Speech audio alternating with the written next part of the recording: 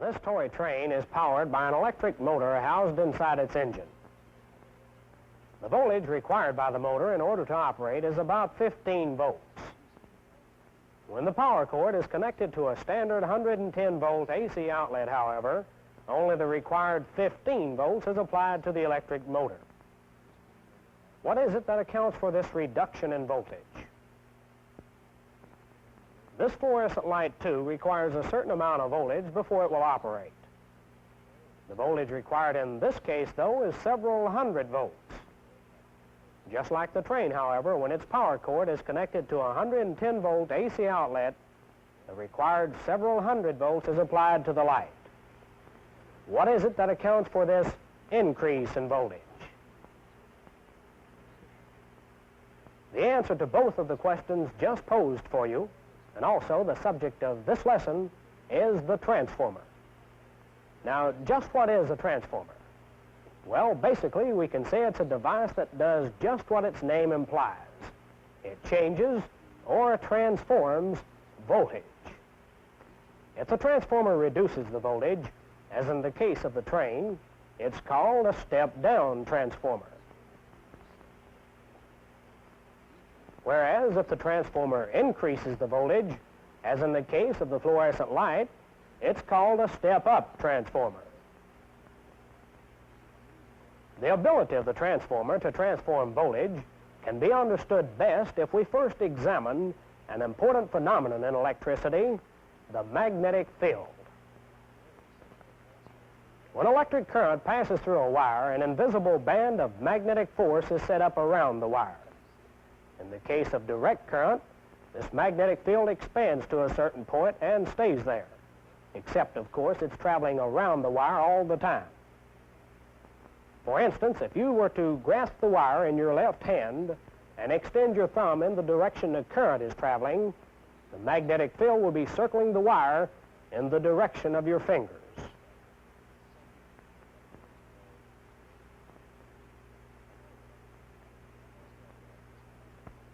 In alternating current, the magnetic field expands and contracts every time the current changes direction. And now here comes the payoff.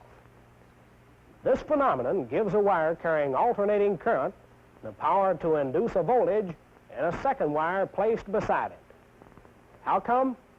Well, the second wire will pick up voltage from the wire carrying the current because the magnetic field expanding and contracting through the second wire induces this new voltage. This is called electromagnetic induction, and it's the principle on which the transformer works. Remember, a magnetic field surrounds every live wire. Now, in order to concentrate the strength of this magnetic field, we coil the wire, thereby intensifying the magnetic attraction inside the coil many times over. The coil that carries the current is called the primary coil. Beside it, we place an additional coil called the secondary coil.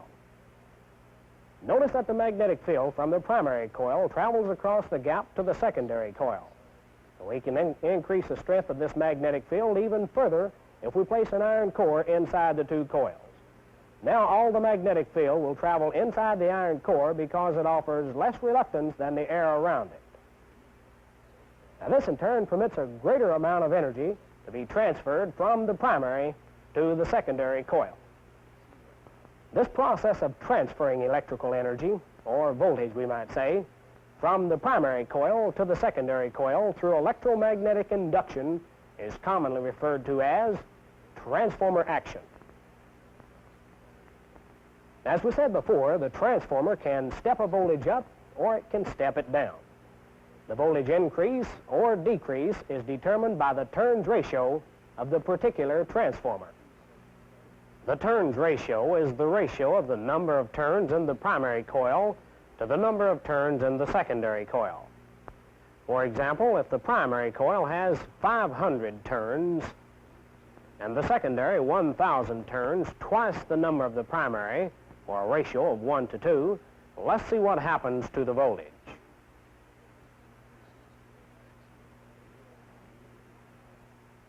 presto, Mr. Volt became twice his size. The ratio is 1 to 2, so the voltage doubles. In this case, the voltage is stepped up because the secondary coil is the largest. If, on the other hand, the secondary is the smallest, the voltage is stepped down. Either way, however, voltage is transformed. Now, it's important to realize that a transformer doesn't add any energy to a circuit.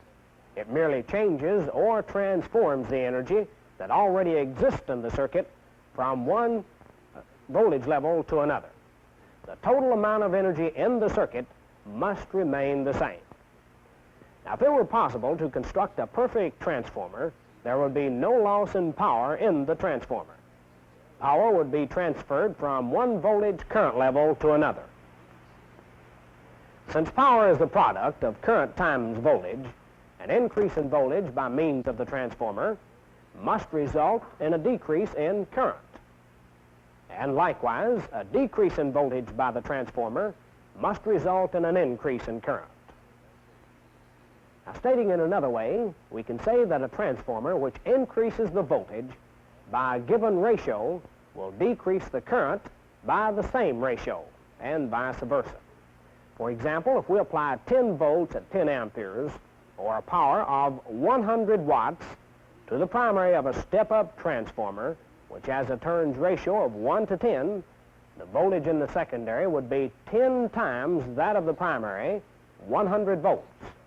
But the current in the secondary would be 1/10 that of the primary, 1 ampere. The power in the secondary, however, would still be 100 watts.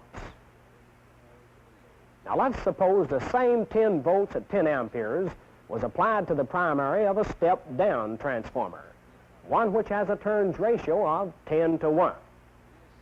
The power in the primary would again be 100 watts. The voltage induced in the secondary would now be 1/10 that in the primary, 1 volt. The current in the secondary would now be 10 times that in the primary, 100 amperes. The power in the secondary, however, remains at 100 watts. Now, thus far, you've seen that if the secondary of a transformer has more turns than the primary, the voltage is stepped up. Whereas if the secondary has fewer turns, the voltage is stepped down. Now, later you'll see transformers in which the primary and secondary have the same number of turns. Such a transformer has a turns ratio of 1 to 1. Unlike the step-up and step-down transformer, a 1 to 1 transformer neither increases nor decreases voltage. The voltage and current available at its secondary is the same value as that applied to its primary. Now, the transformers we've dealt with thus far were assumed to be ideal transformers. That is, they were considered to be 100% efficient. Such an assumption is quite all right from a theoretical viewpoint. However, from a practical viewpoint, the construction of an ideal transformer is an impossibility. The primary reason for this can be realized by discussing a factor known as the coefficient of coupling. The coefficient of coupling, which is represented by the letter K, is a measure of the degree of coupling between the primary and secondary coils of a transformer. The coefficient is obtained by dividing the number of magnetic lines cutting the secondary coil by the number of magnetic lines actually produced by the primary coil. For example, if the primary of this transformer produced 10,000 magnetic lines, but only 8,000 lines cut the secondary, then the coefficient of coupling would be equal to 0.8. Now, if all of the magnetic lines produced by the primary coil of a transformer were to cut the secondary coil, the coefficient of coupling then would be 1. The coefficient of coupling for an ideal transformer is also 1. However, even with high permeability iron cores, a few of the magnetic lines fail to cut the secondary and are, in effect, lost. Now, this prevents the coefficient of coupling from ever being exactly unity, or 1, in an ideal, or I should say, in a practical transformer. It should be pointed out, however, that a coefficient of coupling of 0.98 is possible between the coils of a well-designed transformer. Now, in general, there are 4 types of transformers. They include power transformers, audio transformers, RF, radio frequency transformers, and finally, auto transformers. Power transformers are used to step up or step down AC, which you'll recall include 50, 60, and 400 cycles per second. It should be pointed out, however, that a particular power transformer is designed to operate at only one of these frequencies. For example, a power transformer that's designed to operate at 60 cycles per second couldn't be operated at 50 and 400 cycles per second. Now, quite frequently, and especially when dealing with schematics, you'll have to recognize a type of transformer by its schematic symbol. The schematic symbol for the power transformer can usually be identified by there being more than one secondary winding. In this case, there are 2 secondaries. However, other power transformers may have a different number. You'll notice that each secondary has a different number of turns. One of the secondaries has fewer turns than the primary. Therefore, it produces less voltage than that applied to the primary. The other secondary, though, has more turns and thus produces more voltage. Now, you'll also notice that the power transformer is constructed with an iron core. Now, unlike a power transformer, which is designed to operate at a specific frequency, the audio transformer is designed to operate over the entire range of audio frequencies, which is generally considered to be from 20 to 20,000 cycles per second.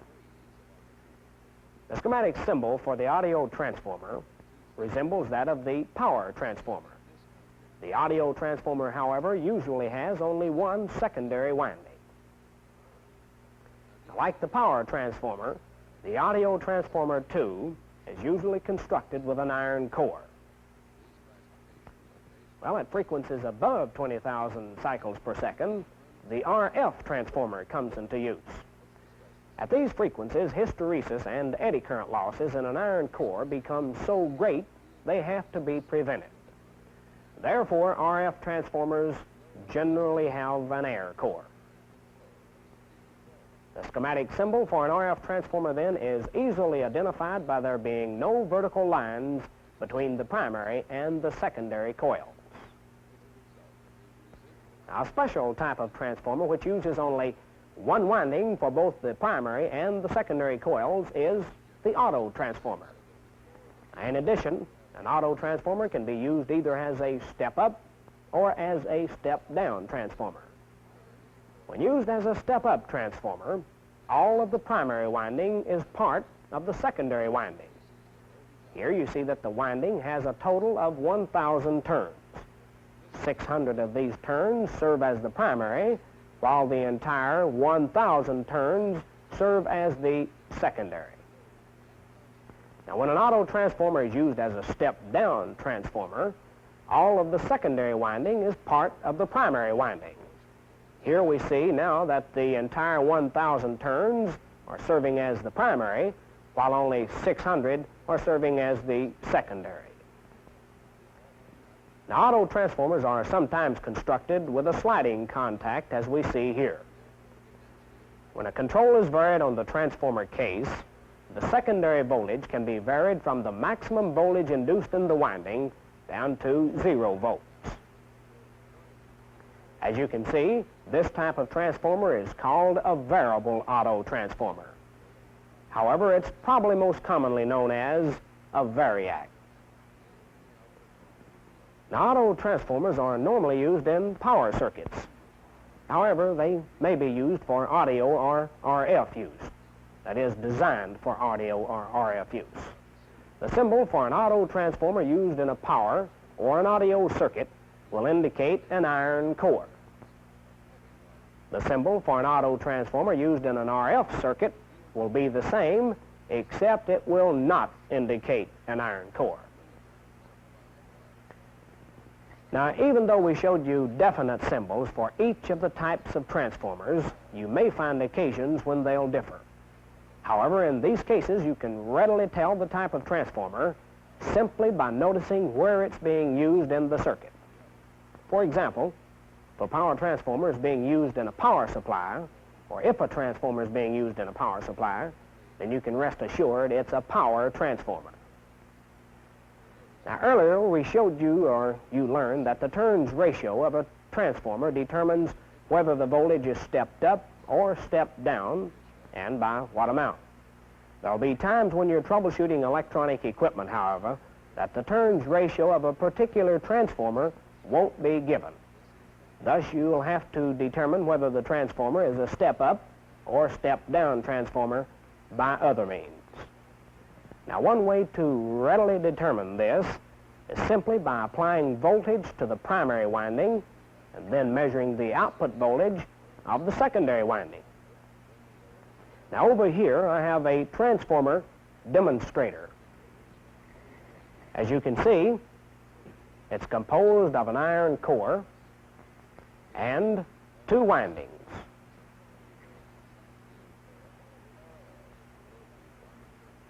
One of these windings will serve as the primary of the transformer, while the other winding will serve as the secondary.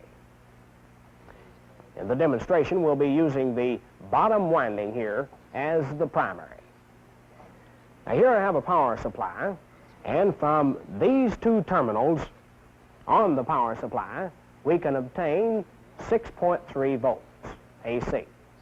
I'm going to apply that 6.3 volts to the primary of this transformer, and then we'll use our PSM6 and measure the voltage available at the secondary. Let's go ahead then and apply the 6.3 volts to the primary of the transformer, which, as I've already mentioned, is the bottom winding here.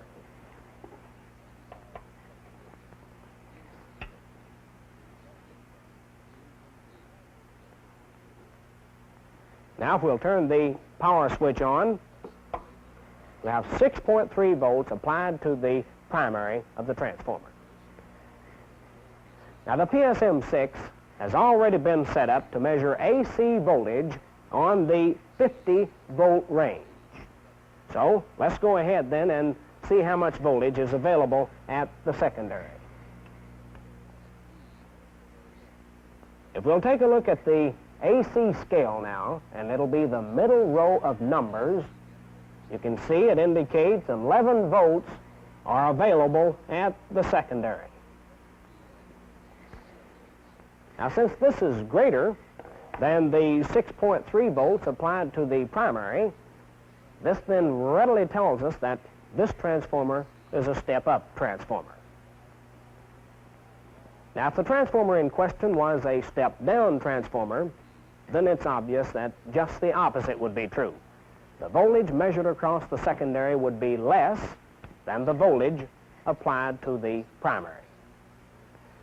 Now, another way you can determine whether a transformer is a step-up or a step-down transformer is by means of resistance readings. Since a transformer winding is a continuous piece of wire, it should have a definite amount of resistance. And the more turns the winding has, the greater the resistance will be.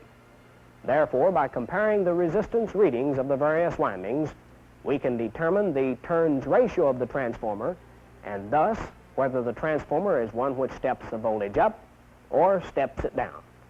Well, let's measure the resistance of the windings in our transformer we're using here and see if this holds true. Before we do it, however, there's a few words of caution I should point out, and that is, whenever making resistance checks in a transformer, ensure there is no voltage applied to the transformer. So let's turn the voltage off,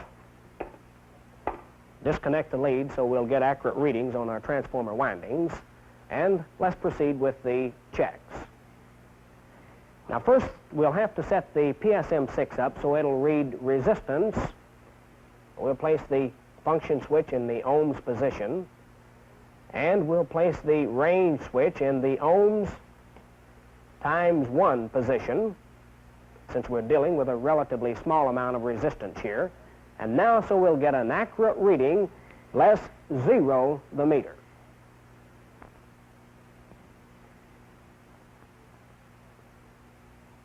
Well, we can see it was already zeroed.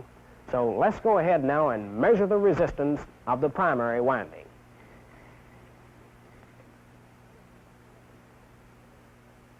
All right, if we'll take a look at the meter now, we'll see that the primary winding has about 10 ohms of resistance. All right, let's go on over to the secondary winding and see how much resistance it has. Remember now, we're on the ohms times 1 scale, and this time we can see the PSM6 indicates about 20 ohms of resistance for the secondary. Now this indicates then that there's twice as many turns in the secondary as there is in the primary. So the turns ratio is 1 to 2, thus the transformer is indeed a step-up transformer. In a step-up transformer, then, the resistance of the secondary is higher than the resistance of the primary. So, for a step-down transformer, just the opposite would be true. The resistance of the primary is higher than the resistance of the secondary. Now, two other checks you'll have to perform on transformers quite frequently are those for an open or a shorted winding. Both of these checks can be performed with an ohm meter. Over here I have two windings identical to the windings we're using in our transformer.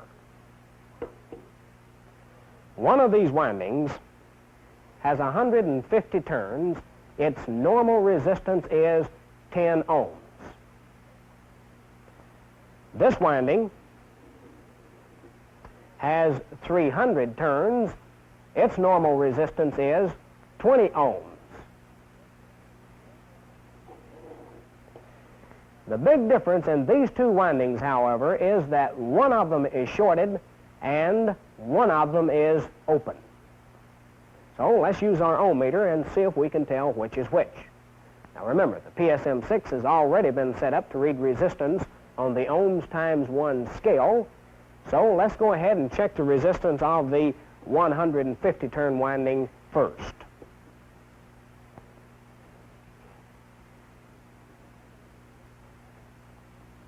If we'll take a look at the meter now, we'll see that it reads infinity.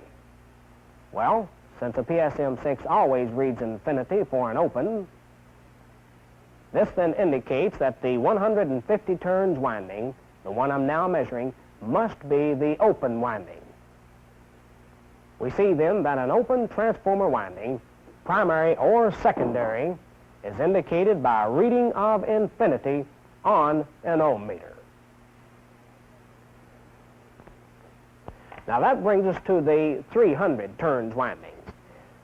And since the 150 turns winding was open, then the 300 turns winding must be shorted. But let's go ahead and check it and see what indication we get.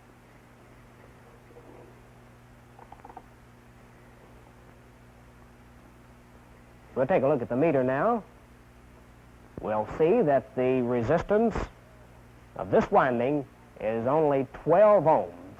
But we've already pointed out the normal resistance of the 300 turns winding is 20 ohms. Thus, we can conclude that some of the windings or turns of this 300 turns winding must be shorted. Well, as a matter of fact, I've already figured it out, and approximately 70 turns of this 300 turn winding are indeed shorted. Now we see then that for a shorted transformer winding, the ohm meter will indicate a resistance less than the normal resistance of the winding. Now, of course, the greater the number of turns shorted, the greater the decrease in the resistance of the winding. Now, it's also possible for one of the transformer windings to be shorted to the core of the transformer, or even for the different windings to be shorted together. However, these troubles can easily be located since the resistance between any two windings or between any winding and the core should always be infinite. Well, that brings to a conclusion this lesson on transformers. Later, when you study the various types of electronic circuits, you'll find the transformer's applications to be both varied and many. So learn them well, and until I see you again, goodbye.